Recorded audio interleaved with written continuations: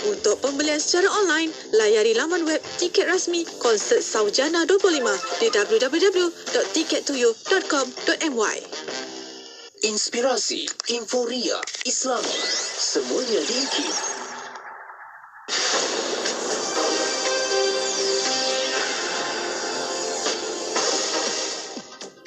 Bismillahirrahmanirrahim. Assalamualaikum warahmatullahi wabarakatuh dan salam sejahtera. Bersama saya Ahmad Nazri Muhammad Yusof dalam berita IKIM.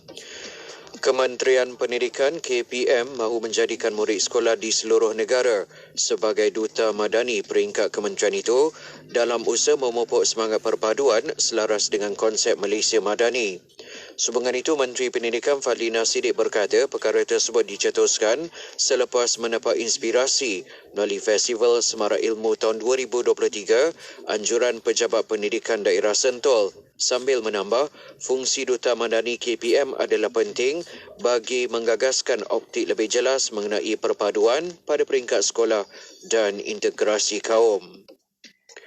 2 buah pesawat A400M Tentera Udara Diraja Malaysia TUDM telah diarah bersiap sedia untuk berlepas ke lapangan terbang antarabangsa Damsyik bagi menghantar bantuan kemanusiaan pada Sabtu ini. Kementerian Luar Negeri menerusi satu kenyataannya memaklumkan bahawa pasukan peninjau khas disertai oleh 20 wakil dari pelbagai agensi kerajaan dan badan bukan kerajaan NGO berlepas ke Syria pada 14 Februari lepas untuk membina jaringan komunikasi dengan pihak berkuasa tempatan, termasuk mengenal pasti laluan selamat untuk misi penghantaran bantuan dari Malaysia. Kerajaan Negeri Melaka bakal menghantar pasukan perubatan yang akan disertai oleh badan bukan kerajaan NGO bagi misi kemanusiaan membantu mangsa gempa bumi di Turki. Justru menurut Esko Kesihatan dan Anti Dadah Negeri, Dr. Muhammad Akmal Saleh, jumlah sukarelawan yang menyertai misi berkenaan akan diputuskan pada hari ini dan dijangka berlepas pada minggu depan. Indonesia mengecam sekeras-kerasnya tindakan rejim Zionis Israel mengesahkan 9 penempatan Yahudi di tebing barat baru-baru ini kerana melanggar Undang-Undang Antarabangsa dan Resolusi Pertubuhan Bangsa-Bangsa Bersatu PBB. Negara dengan populasi umat Islam terbesar di dunia itu menyertai tindakan Kesatuan Eropah EU mengecam rancangan rejim Zionis Israel untuk membina 10,000 penempatan baru di kawasan berkenaan. Sekian saja berita IKIM untuk edisi 10 pagi ini. Assalamualaikum warahmatullahi wabarakatuh dan teruskan kesetiaan anda bersama IKIM Inspirasi Inforia Islami. Laporan berita tadi dari sumber bernama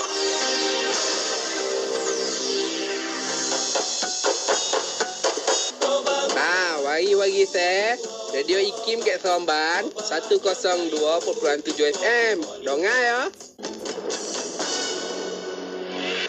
Kapsul Masa.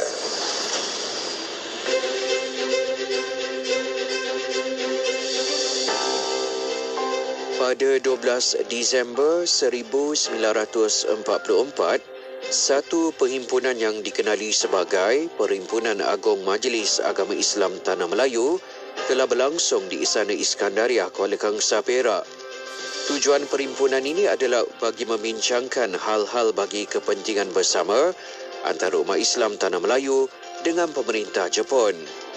Perhimpunan ini telah melantik Yang Teramat Mulia Sultan Yusof Izzuddin Shah ibni almarhum Sultan Abdul Jalil Karamatullah Nasiruddin Muhtaram Shah radhiyallahu anhu, Raja Muda Perak sebagai pengerusi, Datuk Setiawangsa Pahang sebagai naib pengerusi, Mufti Perak sebagai imam solat Jumaat dan 3 orang ahli jawatan kuasa sebagai pengarang ikrar. Duli Yang Maha Mulia Sultan Abdul Aziz Al-Mu'tasim Billah Shah ibni almarhum Raja Muda Musa Sultan Perak yang telah berangkat hadir pada hari kedua perhimpunan ini mengingatkan umat Islam akan tanggungjawab mereka untuk mempertahankan tanah air dari serangan musuh.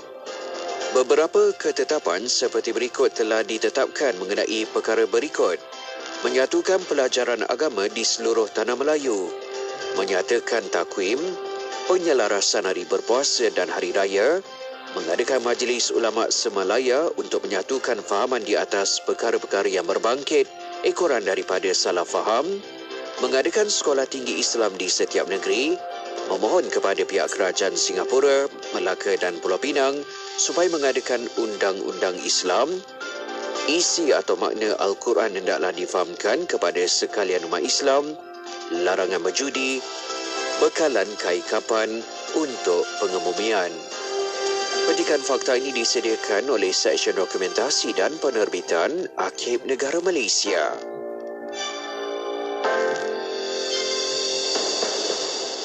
Siren amaran awal banjir ialah sistem pengesan kenaikan aras air secara automatik. Sistem ini dilengkapi dengan pembesar suara akustik, sistem pemantauan bersepadu dan menggunakan sistem solar sepenuhnya. Selain itu, ia juga berupaya memberi arahan daripada Pusat Ramalan dan Amaran Banjir Negara ke stesen siren dengan kaedah voice activation. Keupayaan bunyi siren ini boleh menjangkaui 1 hingga 2 kilometer bergantung kepada keadaan topografi setempat, dan terdapat 2 jenis siren. Pertama, bunyi siren amaran.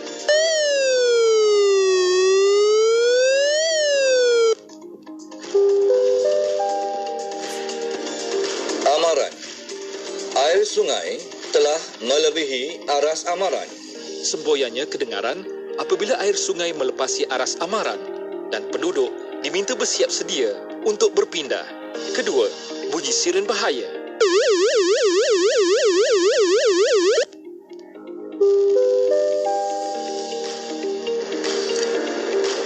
Bahaya. Air sungai telah melebihi aras bahaya. Ia diaktifkan setelah air sungai melepasi aras bahaya dan penduduk diminta untuk berpindah serta-merta. Sistem siren amaran awal banjir memberi manfaat kepada masyarakat untuk bersiap siaga menghadapi bencana banjir. Bismillahirrahmanirrahim. Bismillahirrahmanirrahim. Bismillahirkafi. Bismillahirmuafi. Bismillahilladzi la yadurru ma'asmihi syai'un fil ardh wala fis sama' wa huwa as-sami'ul 'alim. Bismillahirrahmanirrahim. Bismillahirrahmanirrahim. Bismillahirkafi. Bismillahirmuafi. Bismillahilladzi la yadurru ma'asmihi syai'un fil ardh wala fis sama' wa huwa as-sami'ul 'alim. Bismillahirrahmanirrahim. Bismillahirrahmanirrahim. Bismillahirkafi.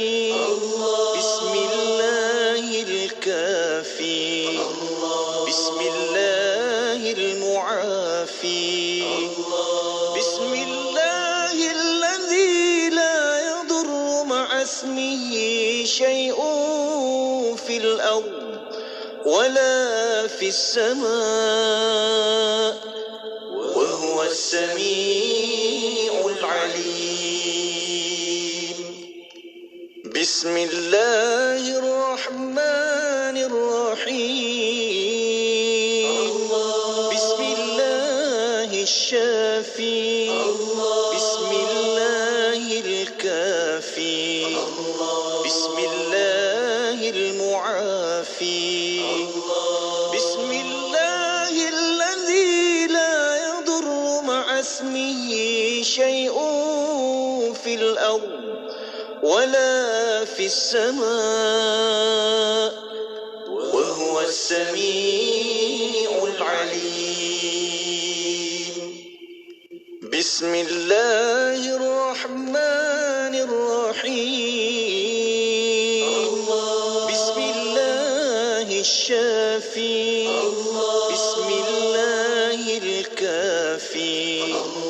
Bismillahirmuafi.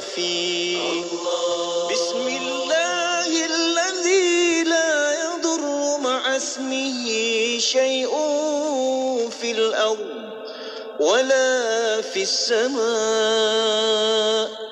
وهو السميع العليم.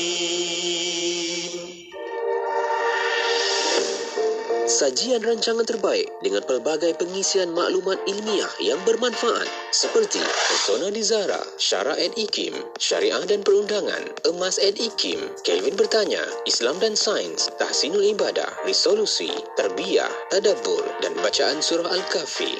Bersama Syafiq Saleh, hanya di Ikim, inspirasi Inforia Islami. Selami ilmu untuk kehidupan kita seharian bersama Syafiq Saleh di Aspirasi 10.1. IKIM, inspirasi Inforia Islami. Bismillahirrahmanirrahim. Assalamualaikum warahmatullahi wabarakatuh. Selamat pagi. Saya Syafiq temankan untuk Aspirasi 10.1. Untuk edisi hari ini, hari Khamis, 16 Februari 2023. Bersamaan 25 Rejab 1444 Hijriah. Terima kasih Lin dan juga Pian yang temankan anda untuk Warna Pagi IKIM. Dan jom teruskan lagi untuk siaran kita berikutnya. 3 jam akan saya temankan anda sehingga jam 1 tengah hari nanti. Okey, didoakan kepada anda semoga terus tenang, ceria, bahagia hendaknya dalam kita melalui rutin harian kita sepanjang hari ini. Tenang-tenang supaya kita dapat menang dalam apa sahaja yang kita lakukan, insya-Allah, dan fokus dan teruskan istiqamah, lakukan yang terbaik. Okey, dan apa pun jua kita sentiasa untuk menjaga hati kita, sebab bila dapat jaga hati, kita dapat elakkan daripada sakit hati ataupun daripada kita mempunyai hati yang mati. Tak nak macam tu kan, sebab apa-apa yang kita lakukan semuanya datang daripada hati. Jadi sentiasa ikhlaskan hati jiwa kita dan letakkan kerelaan kerana Allah Subhanahu Wa Taala. Okey, jom kita nak hiburkan dahulu bersama dengan lagu Khairan yang bertajuk Bangkit. Selepas ini kita ada rancangan Tahsinul Ibadah mendengarkan perkongsian oleh Ustaz Ahmad Lutfi Muharram. Teruskan setia bersama Radio IKIM, inspirasi Inforia Islami. Meredah bersama lautan, mendaki segunung, harapan menuju ke destinasi impian. Walau jatuh rebah ke bumi, tempuhi jalanan, berdiri gagahi dirimu, tegak berdiri megah tanpa peduli, gundah di hati, takkan dilupa kebasahan yang tinggi kepada Ilahi, tabah dan jua redha dengan segala ketentuan, ujian takwa buat hambanya, buat hambanya.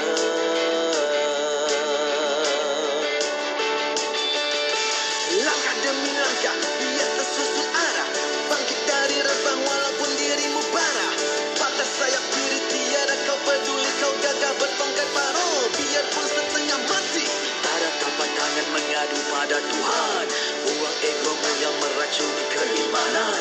Usah kau leka dibuai nafsu jua syaitan, ku seru padamu dengan kalimah bangkit, bangkit, bangkit, bangkit.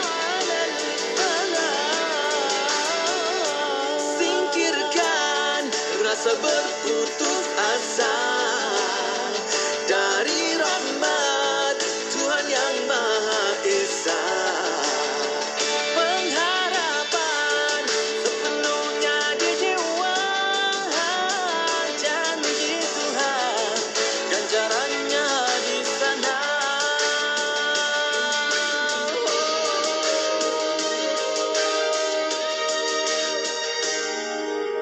Beredar bersama lautan, mendaki segunung, harapan menuju ke destinasi impian. Walau jatuh rebah ke bumi, tempuhi jalanan, berduri gagahi dirimu, tegak berdiri megah tanpa peduli, gundah di hati.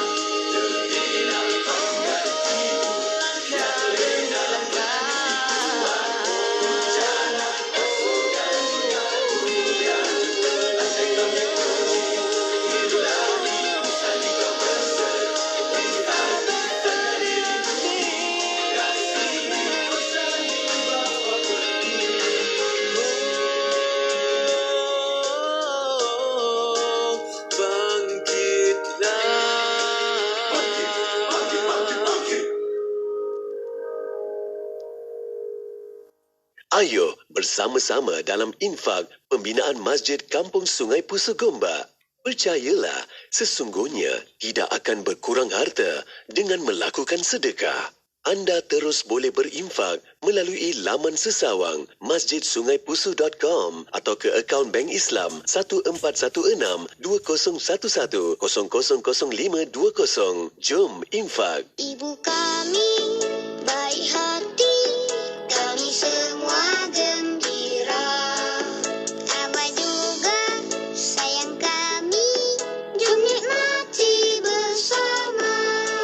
Saya mahukanlah susu kambing. Abah mahukanlah susu kambing. Semua sukakanlah susu kambing. Cuba sekali pasti nak lagi. Abah mahukanlah susu kambing. Kakak pun mahukanlah susu kambing. Adik mahukanlah susu kambing. Ibu tahu kegemaran kami semua lah susu kambing. Ulala, ulala, ulala, ulala, ulala, ulala, ulala, Pagi dengan senyuman ibu dah sediakan. Tinggal satu siapa mahu last delivery-kan ada. Saya mahukanlah susu kambing. Abah mahukanlah susu kambing. semua sukakanlah susu kambing. Cuba sekali pasti nak lagi. Abah mahukanlah susu kambing. Kakak pun mahukanlah susu kambing. Adik mahukanlah susu kambing. Ibu tahu kegemaran kami semua lah susu kambing. Lembah Kelang 91.5 FM.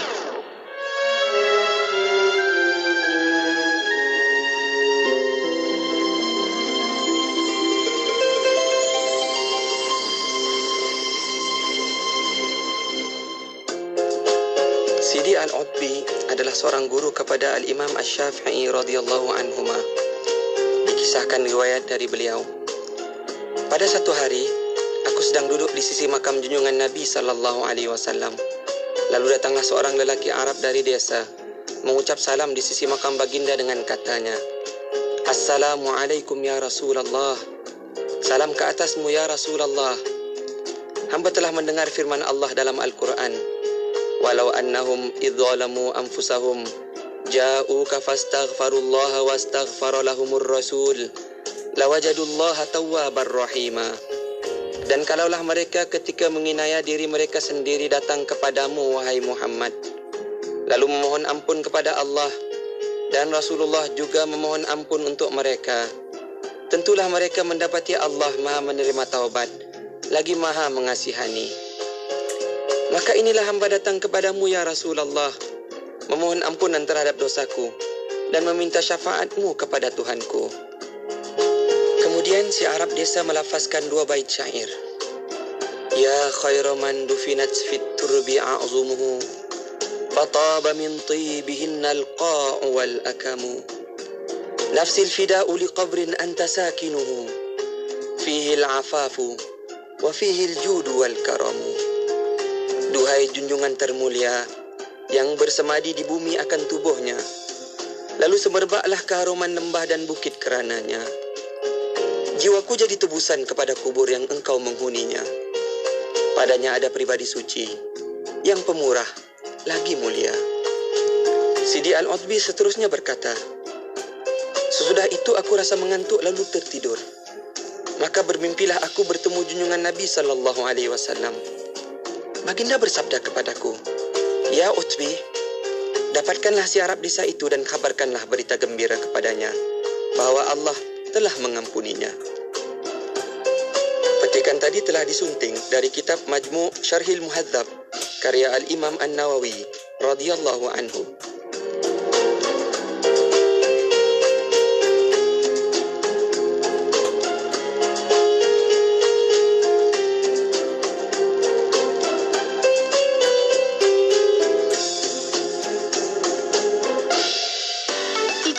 laman Facebook IKIM FM untuk menonton. Allahumma salli ala Sayyidina Muhammad wa ala alihi wa sahbihi wa barik wa salim. Syukur. Alhamdulillah, saya Syafiq temankan anda untuk Aspirasi 10.1 dan kita nak teruskan lagi pengajian ilmu di pagi ini.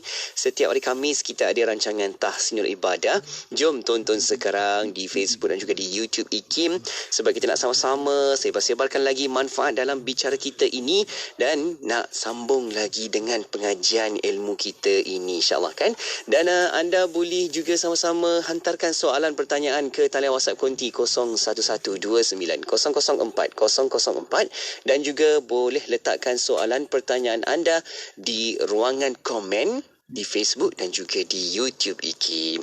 Terus kita nak mengalu-alukan kehadiran tetamu kita yang dah pun bersedia di konti. Tak lain tak bukan kita nak bersama mendengarkan perkongsian oleh Al-Fadhil Ustaz Ahmad Lutfi Muharram. Assalamualaikum Ustaz. Waalaikumsalam warahmatullahi. Alhamdulillah, apa khabar Ustaz? Alhamdulillah. Syukur, Masya Allah Ustaz. Terima kasih Ustaz. Kembali terus kita nak bawakan rancangan Tahsinul Ibadah pada minggu ini Ustaz. Tapi di awalnya Ustaz, kita nak sama-sama untuk buat persediaan hati jiwa kita Ustaz untuk nak hayati lagi perkongsian rancangan ini. Di awalnya Ustaz, sedikit mukadimah Ustaz. Apa yang boleh kita pesan-pesankan untuk diri kita sesama Ustaz? Silakan. Assalamualaikum warahmatullahi wabarakatuh. Bismillahi wassalatu wassalam ala rasulillah wa ala alihi wa sahbihi wa man walah, amma ba'd. Terima kasih kepada Syafiq yang bersama-sama pada pagi ini dalam siri pengajian Matan Zubat Tahsinul Ibadah. Dan tidak dilupakan sidang pendengar IKIM yang saban minggu setia bersama untuk kita berkongsi faedah yang bukan hanya berguna untuk kehidupan dunia yang sementara ini, bahkan untuk kehidupan akhirat yang kekal abadi. Satu perkara yang boleh kita kutip daripada pesanan Al-Imam Asy-Syafi'i rahimahullahu ta'ala rahmatan wasi'ah, iaitu beliau menganjurkan supaya seseorang itu bermusafir. Diumpamakan seseorang yang tidak bermusafir seperti air yang tidak mengalir. Tidak bergerak. Apabila air tidak mengalir, walaupun banyak, walaupun kuantitinya banyak, lama kelamaan ia akan mengeluarkan bau yang tidak menyenangkan. Namun apabila air itu mengalir, walaupun sedikit, walaupun kuantitinya sedikit, dengan mengalirnya air itu akan memeliharanya daripada bau yang tidak menyenangkan, akan sentiasa memberi kesegaran kepada air tersebut. Begitulah yang telah diumpamakan oleh Al-Imam Asy-Syafi'i rahimahullahu ta'ala, bahawasanya bermusafirlah oleh kamu. Dengan bermusafir akan diperolehi beberapa faedah. Antara faedah daripada seseorang itu bermusafir yang disebutkan adalah mendapat rezeki, mendapat penghasilan dalam kehidupan. Ada orang yang kalau dia hanya duduk di tempatnya, mungkin rezekinya tidak seberapa. Apabila dia mula bermusafir, seperti sahabat-sahabat kita yang meninggalkan tanah air, datang ke negara kita, maka mendapat penghasilan yang lebih baik berbanding kalau dia berada di negaranya sendiri. Dan dengan bermusafir, seseorang itu juga akan mendapat teman yang baik. Dia menemui teman yang baik di dalam perjalanannya ataupun di tempat yang dia bermusafir. Dan dengan seseorang itu bermusafir, dia akan menambah ilmunya. Allah Subhanahu Wa Taala menyuruh kita, menyuruh manusia, adakah mereka tidak berjalan dan melihat. Dengan kita berjalan melihat apa yang berlaku kepada mereka yang taat kepada perintah Allah, dan begitulah sebaliknya. Khususnya dalam bab bermusafir ini, dalam perkara menuntut ilmu, di awal matan Zubat ada disebut, man lam yajid mualliman falyarhali. Wajib satu orang itu menuntut ilmu di tempat yang dia tinggal. Kalaulah di tempat yang dia tinggal itu tidak ada guru yang boleh mengajarnya fardu ain, maka kata pengarang, falyarhali, hendaklah dia bermusafir. Oleh kerana itu, bermusafirlah dengan niat-niat yang baik seperti yang saya sebutkan tadi. Moga Allah Subhanahu Wa Taala berikan kebaikan kepada kita di dunia yang sementara ini dan di kehidupan akhirat yang kekal abadi. Amin, amin, insya-Allah Ustaz. Semoga kita dapat lagi lebih banyak luas pengetahuan kita, kan Ustaz, lebih banyak pengalaman apabila kita dapat bermusafir di situ, insya-Allah, dan semoga dapat jadi satu panduan yang terbaik untuk kita semua, insya-Allah. Baik Ustaz, kita nak teruskan lagi untuk perkongsian menerusi kitab Intisari Matan Al-Zubat pada minggu ini, dan kita nak sambung lagi Ustaz dalam tajuk kita, iaitu perkara haram dalam ihram. Kita di bahagian yang kelima dah Ustaz. Jom kita sambung lagi Ustaz, silakan. Saya mengundur satu rangkap ke belakang sebagai penyempurna bagi apa yang kita akan baca pada hari ini, iaitu kata pengarang, wa amda wat'in litamami haqiqa ma'al fasadi wal qada mudayyaqa. Baik, maksudnya jika persetubuhan berlaku dengan sengaja, maka hendaklah menyempurnakan nusuknya, tetapi nusuknya tidak sah dan wajib diqada dengan segera pada tahun hadapan. Salah satu daripada perkara yang diharamkan apabila seseorang itu berada dalam keadaan ihram adalah berjima', berwati. Kata pengarang, wa amda wat'in, dan haramkanlah oleh kamu akan jima' yang sengaja. Dan apabila seseorang itu telah terlanjur melakukan perkara larangan ini dengan syarat dia tahu bahawasanya perkara ini haram, tak boleh dilakukan ketika ihram, dan dia melakukan dalam keadaan dia menyedari bahawasanya dia berada dalam keadaan ihram, yang ditakbirkan atau diungkapkan dengan perkataan sengaja. Apa yang dia perlu buat? Pertama, litamami haqiqa, hendaklah dia menyempurnakannya. Maksudnya apa? Walaupun hajinya batal, walaupun umrahnya sudah batal kerana perbuatan jima' tadi, dia tetap wajib teruskan seolah-olahnya belum batal.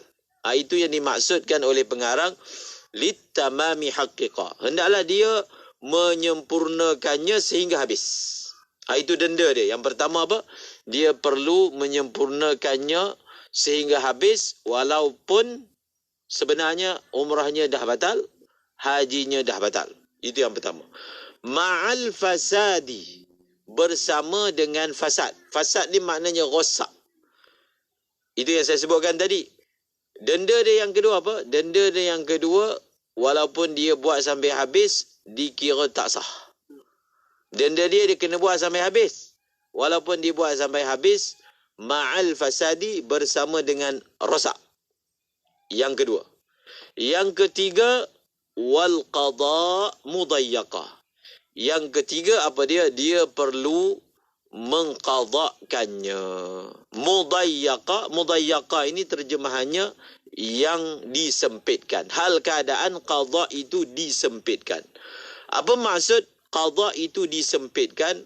Seperti yang diterjemah dalam terjemahan yang dibacakan oleh Syafiq tadi, iaitu maksud qadaknya itu disempitkan adalah dia perlu qada tahun hadapan. Itu maksud disempitkan waktunya. Asalnya haji ini ataupun umrah ini bersifat dalam bahasa Arab dipanggil muwassa'. Muwassa' diluaskan asalnya. Tetapi bila dia telah melanggar batasan ini yang luas itu. Apa maksud luas? Luas maksudnya dia tidak wajib buat segera. Haji dan umrah ni tak wajib dibuat segera. Ada keluasan waktu. Tetapi apabila dia telah diberi peluang melaksanakan haji dan dia sendiri telah merosakkannya dengan perbuatan jima' tadi, maka yang luas itu menjadi sempit. Dengan erti kata apa? Tahun hadapan yang dia mampu, maka dia kena qada segera. Maksud tahun hadapan ni, paling awal yang dia boleh buat, dia kena buat. Sebab peluang untuk buat haji ni dia bukan boleh, saya nak pergi tahun depan dapat pergi kan.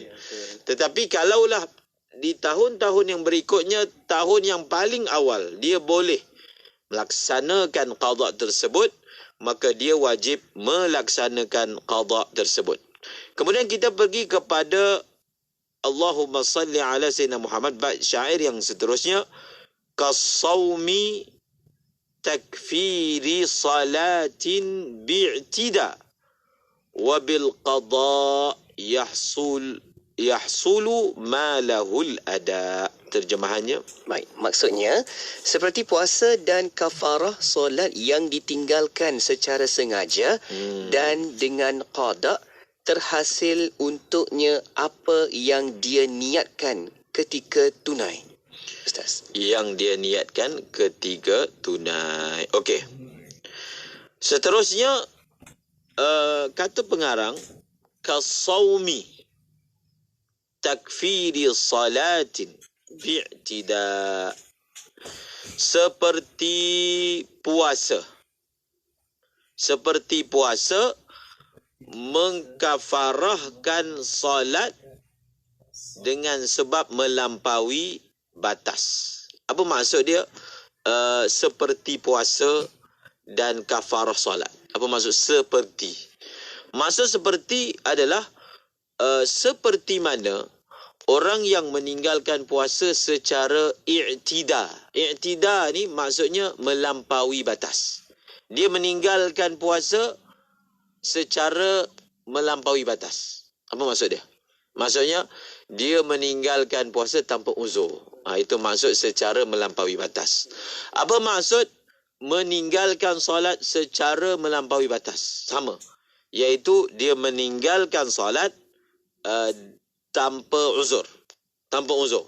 Dalam dua-dua keadaan ni, apa yang berlaku? Dia wajib mengqadanya dengan segera. Kita belajar sebelum ni, qada semayang ni ada yang wajib dibuat segera dan ada yang tidak wajib dibuat segera. Bagaimana nak membezakan? Solat yang ditinggalkan secara tanpa uzur wajib diqada segera. Sekira-kira kalau dia tangguhkan dalam keadaan dia ada masa lapang, maka hukumnya berdosa. Puasa yang ditinggalkan secara melampaui batas tanpa uzur wajib diqada segera. Kalau ditangguhkan, maka dia berdosa. Itulah seperti yang dimaksudkan oleh pengarang, iaitu seperti mana puasa kena diqadakan segera kalau melampaui batas. Sembahyang wajib diqadakan segera kalau melampaui batas. Begitulah juga haji dan umrah yang telah dirosakkan dengan sebab jima' tadi wajib diqadakan dengan segera. Kemudian kata pengarang, wabil qada yahsul ma lahul ada. Apa maksudnya? Dan dengan qada itu, apa tadi dia terjemah di sana? terhasil, dan dengan qada terhasil untuknya apa yang dia niatkan ketika tunai. Dengan qada terhasil apa yang dia niatkan ketika tunai. Maksud dia macam ni. Contohnya dia sedang buat haji fardu. Haji fardu ni maksudnya haji pertama kali. Ataupun dia sedang buat dia sedang tunaikan umrah fardu, iaitu umrah pertama kali. Kemudian dia rosakkan dengan jima'.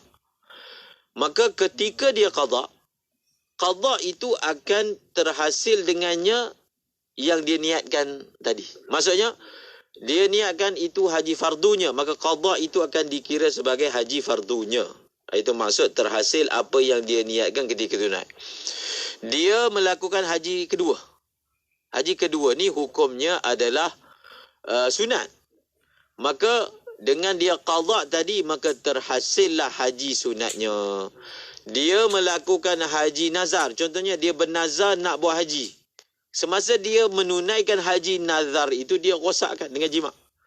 Ketika dia qada, maka dengan sebab qada itu terhasillah nazarnya. Itu yang dimaksudkan oleh pengarang wabil qada'i yahsulu ma lahul ada, dan dengan qada terhasillah oleh perkara yang baginya tunai, yang dia niatkan ketika tunai, terhasillah dengan qada tersebut.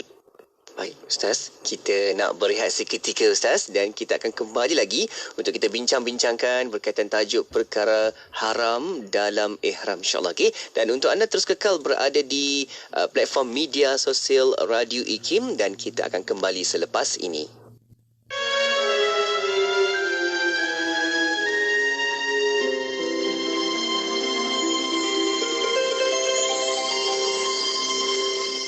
Sayugialah hendaknya setiap mukmin bersungguh-sungguh memuliakan segala tempat peninggalan yang mulia dan kesan-kesan yang ditinggalkan oleh baginda Nabi sallallahu alaihi wasallam.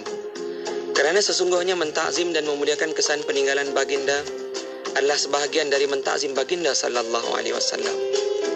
Al-Imam Al-Qadhi Iyad bin Musa Al-Maliki telah berkata, takzim dan memuliakan baginda Nabi sallallahu alaihi wasallam itu antaranya ialah mengagungkan segala kesan peninggalan baginda, memuliakan segala peninggalannya, tempat-tempatnya, segala bekas kenangannya, dan segala apa yang telah disentuh oleh baginda sallallahu alaihi wasallam dengan tangannya, atau apa saja yang dinisbahkan kepada baginda sallallahu alaihi wasallam.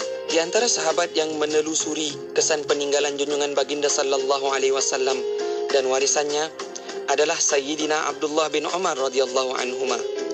Diriwayatkan bahawa Sayyidina Abdullah bin Umar sedang dalam satu permusafiran. Di satu lokasi, beliau menghalakan untanya ke satu tempat, lalu berhenti di situ seketika. Apabila ditanya tentang berhentinya itu, beliau menjawab bahawa beliau pernah melihat baginda junjungan Nabi sallallahu alaihi wasallam berhenti dengan untanya di tempat yang sama.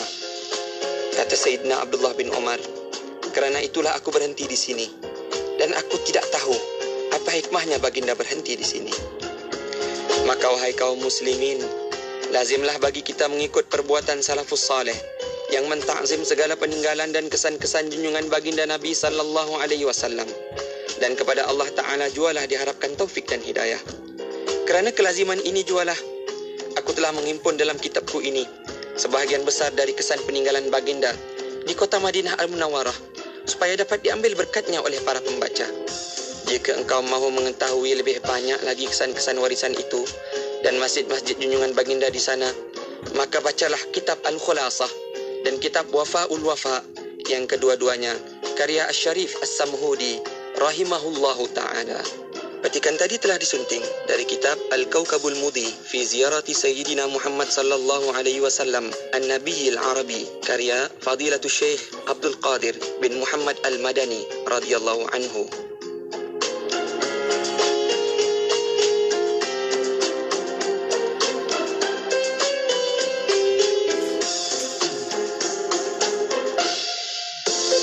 Inspirasi Info Islami hanya di Radio IKIM, dan saya Syafiq temankan anda untuk rancangan Tahsinul Ibadah bersama-sama dengan tetamu kita iaitu Al-Fadil Ustaz Ahmad Lutfi Muharram. Anda boleh tonton sekarang di Facebook dan juga di YouTube IKIM. Soalan pertanyaan boleh hantarkan ke talian WhatsApp konti kita 011290040004. Dah pun banyak juga soalan kita dapat. Kejap lagi kita akan ambil soalan-soalan yang boleh kita sama-sama bincangkan. Tetapi kita nak sambung lagi Ustaz untuk berikutnya kita mendengarkan tajuk perkara haram dalam ihram. Silakan Ustaz. Bismillahirrahmanirrahim. Wasahha, kata pengarang, wasahha fi siba wa riqqun wa sahha fi siba wa riqqun kaffarah badanatun illam yajid fa baqarah. Maksudnya, sah qada haji dalam keadaan masih kanak-kanak dan berstatus hamba.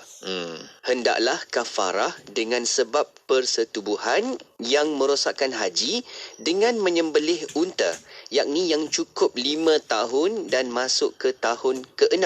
Jika dia tidak mampu atau mendapatinya dengan harga atas pasaran, maka hendaklah dia menyembelih seekor lembu, yakni yang cukup 2 tahun dan masuk tahun ke-3.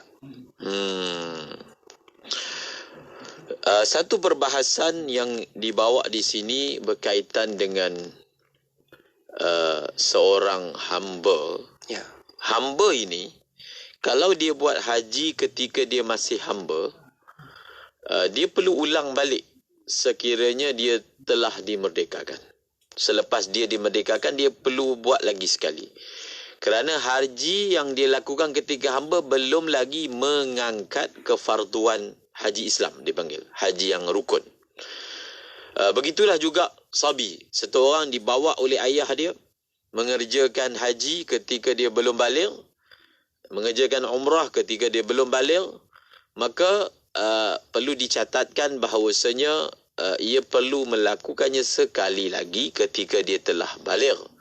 Yang dilakukan ketika belum baligh mendapat pahala, tetapi belum lagi mengangkat kefarduan rukun haji, rukun Islam yang wajib atas setiap Muslim. Yang nak dibawa di sini adalah bagaimana kalau satu orang hamba itu ketika dia melaksanakan haji, dia telah rosakkan hajinya. Dan dia wajib mengqadanya. Adakah qadanya itu boleh dibuat ketika dia masih hamba? Itu soalan dia. Adakah qadanya itu boleh dibuat ketika dia masih hamba ataupun kena tunggu terlebih dahulu sehinggalah dia dimerdekakan? Kata pengarang, sah. Sah qada itu dibuat walaupun dia masih hamba. Itu saja nak terangkan. Begitulah juga satu orang budak, dia rosakkan haji dia. Contoh kalau berlaku. Maka adakah qada itu kalau dibuat sebelum dia baligh sah? Ataupun qada itu perlu ditangguhkan sehingga dia baligh? Maka jawapannya tetap sah walaupun dia belum baligh. Selesai. Kemudian, apakah kafarah ataupun kita panggil dam yang perlu dibayar oleh orang yang rosakkan hajinya? Tadi, dia perlu buat sampai habis. Hajinya tetap rosak. Kena qada pula tahun hadapan. Tidak terhenti. Denda ke atasnya setakat 3 perkara itu ada lagi. Iaitu dia kena bayar kifarat pula. Orang Melayu panggil kifarat. Iaitu apa? Dia perlu mengkafarahkannya dengan membayar badanah. Badanah maksudnya adalah seekor unta. Seekor unta. Kalau dia tak dapat, kata pengarang, kalau dia tak dapat cari seekor unta. Sebab apa dia tak dapat cari seekor unta? Sama ada sebab memang unta tak ada, ataupun dia tak ada duit nak beli unta, ataupun dia ada duit tetapi unta dijual dengan harga melebihi harga pasaran. Itu semua dikira tak mampu dapatkan unta. Sama ada unta tak ada langsung, ataupun unta ada dia tak ada duit, ataupun dia ada duit tetapi unta dijual melebihi harga pasaran, maka dia boleh berpindah kepada apa? Fabaqarah, iaitu dia boleh pindah kepada lembu. Kalau lembu pun dia tak mampu, kita sambung sikit lagi. Kalau lembu pun dia tidak mampu, kata pengarang, dia pindah kepada apa? Thumma syiyahu sab'u fatta'amu biqimatil badanati fassiyamu.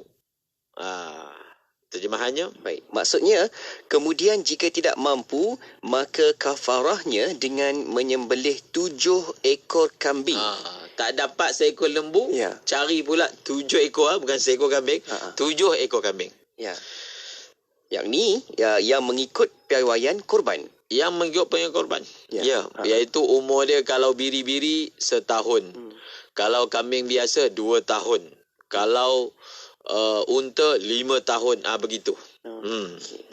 Seterusnya, jika tidak mampu juga, maka keluarkanlah makanan ruji yang senilai dengan harga unta. Seterusnya, jika tidak mampu juga, maka berpuasalah. Sambung lagi, bil addi min amdadihi wa haruma limuhrimin wa man yahullu al harama.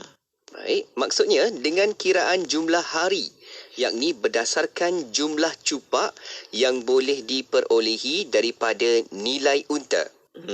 Haram bagi orang yang berihram dan melalui tanah haram Mekah. Ustaz. Okey. Kita ingat orang yang rosakkan haji dan umrahnya dengan sebab jima', dia kena bayar kafarah seekor unta. Kalau tak mampu seekor unta, seekor lembu. Kalau tak mampu seekor lembu, 7 ekor kambing. Kalau tak mampu 7 ekor kambing, hendaklah dia bersedekah. Hendaklah dia bersedekah sejumlah cupak yang nilai seekor unta. Contohlah, saya ambil mudah. Seekor unta ni harga RM6,000. RM6,000 ni boleh beli berapa cupak beras. Sebanyak itu dia kena keluarkan cupak beras. Kira sendiri. Dia kena sama jumlah nilainya. Jumlah nilainya. Itu yang dimaksudkan dia hendaklah membayar cupak senilai seekor unta. Kalau itu pun tak mampu, maka dia perlu berpuasa mengikut jumlah cupak. Harinya mengikut jumlah cupak. Contoh, kalau RM6,000 tu boleh beli 1,000 cupak. Dia kena puasa 1,000 hari. Okey. Contohlah, kira sendirilah. 6,000 ni kalau kita katalah secupak itu RM5. Bahagilah. Bahagi daripada 6,000 boleh dapat berapa cupak. Contoh dapat 500 cupak, maknanya dia kena puasa 500 hari. 500 hari. Ataupun 1,000 hari, bergantung kepada harga unta. Maka lebih baik dia pinjam duit bayar untuk dibayar, ataupun dia nak puasa 1,000 hari. Terpulang kepada dia. 3 tahun, 4 tahun juga tu, Ustaz. InsyaAllah. Itu dia, Ustaz. Masya-Allah, kita dah bincang beberapa perkara yang kita faham, apa yang perlu kita sediakan, apa yang perlu kita elakkan dalam kita berihram itu. Baik Ustaz, terus kita nak buka soalan yang kita dapat di talian WhatsApp Konti 01129004 dan juga menerusi di Facebook dan juga di YouTube IKIM Media. Kalau di WhatsApp Konti kita ada sahabat kita, terus kita nak ke Pendang Kedah ni Ustaz. Ada sahabat kita bertanya, namanya Puan Ramlah Ismail. Beliau bertanya, Ustaz, seorang perempuan telah berniat ihram bersyarat. Tiba-tiba dia kedatangan haid, adakah dia boleh mengerjakan tawaf, sa'i atau bertahlul dengan alasan sudah niat bersyarat itu tadi, Ustaz? Apa maksud niat bersyarat? Ataupun apa maksud ihram bersyarat? Maksud ihram bersyarat, seseorang itu ketika dia ihram, contohnya dia berniat nawaitul umrata, aku berniat melakukan umrah. Wa ahramtu biha lillah, dan aku berihram dengannya kerana Allah Ta'ala. Kemudian dia susuli dengan perkataan ataupun dengan niat, dan sekiranya aku didatangi haid, maka aku menjadi halal. Itu maksud bersyarat. Sekiranya aku didatangi haid, aku menjadi halal, ataupun sekiranya aku didatangi haid, aku bertahallul. Maka kalaulah dia didatangi haid, apa kesan dia? Kesan dia adalah dia menjadi orang yang telah bertahallul. Apa maksud dia menjadi orang yang telah bertahallul? Maksudnya dia bukan lagi berada dalam keadaan ihram. Kalau dia niat, sekiranya aku didatangi haid maka aku menjadi halal, terus dia jadi halal. Kalau dia niat, sekiranya aku didatangi haid aku akan bertahallul, maka dia perlu tahallul dulu. Dia perlu tahallul, bercukur, menyembelih, maka dia menjadi halal. Dalam dua-dua keadaan ini, dia tetap tidak boleh mengerjakan tawaf.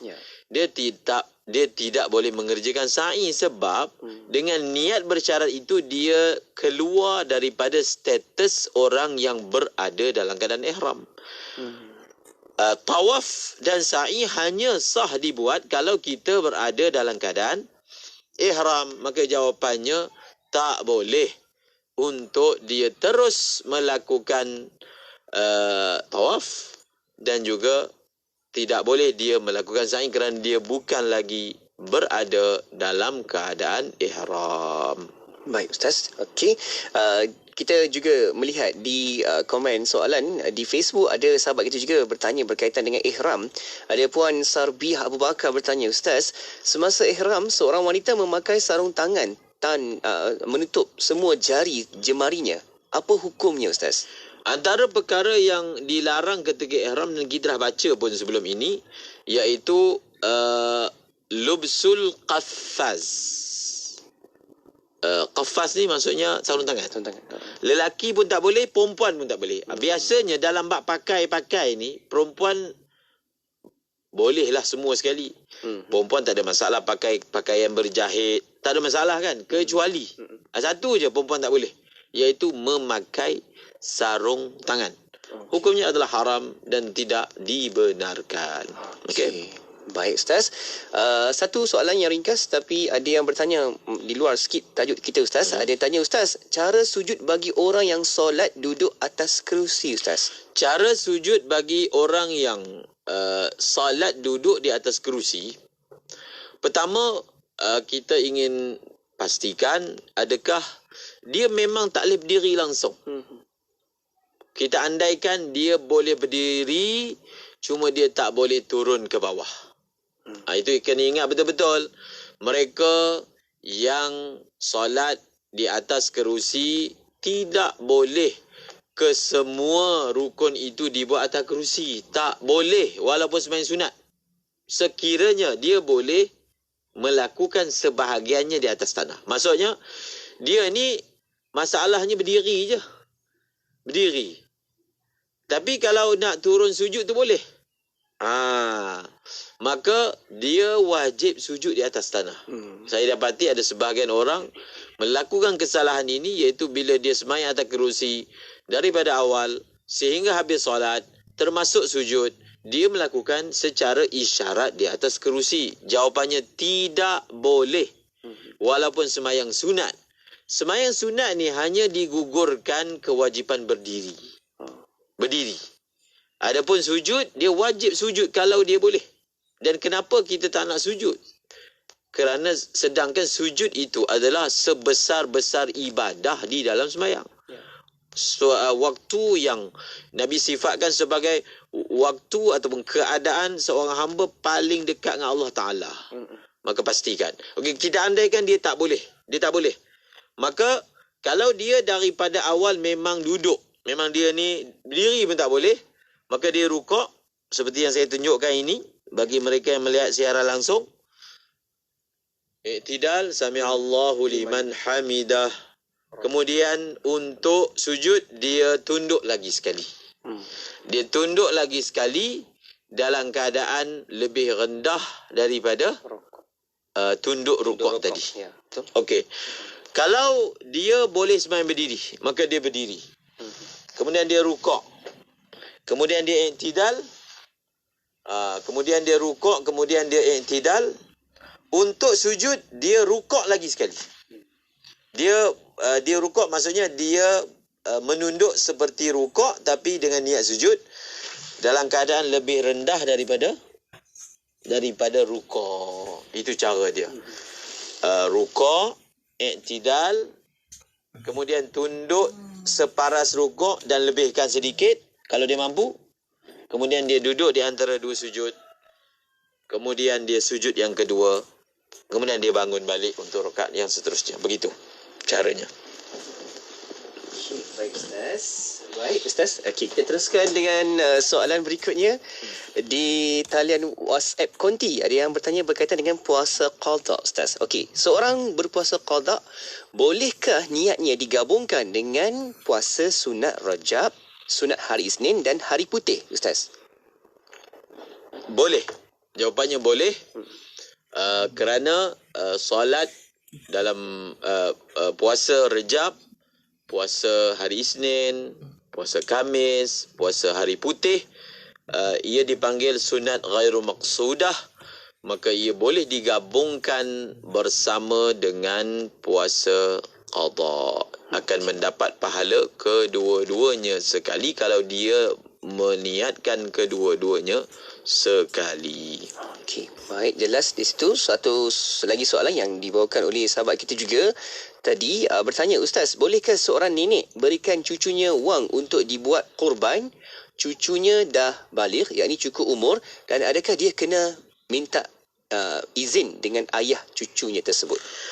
Apabila seseorang dikurniakan anak, maka Nabi SAW telah menyatakan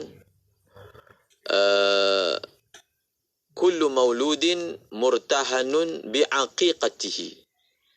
Atau kama qala Rasulullah SAW, setiap anak yang dilahirkan itu tergadai dengan aqiqahnya. Maka ditafsirkan oleh Al-Imam Ahmad bin Hanbal sebagai bahawasanya anak yang tidak diakikahkan oleh ayahnya yang mampu, maka ia tidak akan memberi syafaat melalui doanya kepada ayahnya. Ini untuk siapa? Untuk ayah yang mampu. Apa maksud ayah yang mampu? Maksud ayah yang mampu adalah ketika dalam tempoh nifas, tempoh isterinya dalam nifas, dia mempunyai kemampuan mendapatkan seekor kambing untuk disembelih sebagai akikah. Kalau dia tak buat, barulah akan mendapat perkara yang saya sebutkan tadi. Tetapi kalau memang orang yang tidak mampu, orang yang susah, maka tidak ada bebanan ke atasnya seperti itu. Dan tanggungjawab seorang ayah untuk mengakikahkan anaknya akan berlanjutan sehinggalah anaknya itu baligh. Apabila anak itu telah baligh, maka ia berpindah kepada anak itu sendiri. Apabila ia berpindah kepada anak itu sendiri, maka maknanya hak akikah itu anak tu lah. Anak tu. Justru kalau ada orang yang memberi wang, seperti nenek dalam soalan yang diajukan, nenek memberi wang kepada cucunya, memilikkan wang. Dengan wang tersebut, cucunya membeli kambing untuk akikah dirinya sendiri, maka hukumnya adalah sah.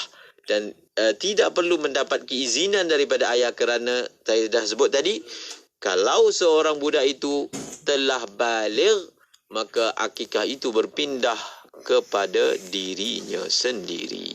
Okey, Alhamdulillah. Jelas Ustaz. Dan satu soalan terakhir Ustaz yang kita dapat di sini, ada yang bertanya berkaitan dengan fidyah. Ustaz, jika ada puasa yang belum sempat ganti bagi tahun-tahun yang sebelum ini, untuk fidyah perlukah berganda Ustaz?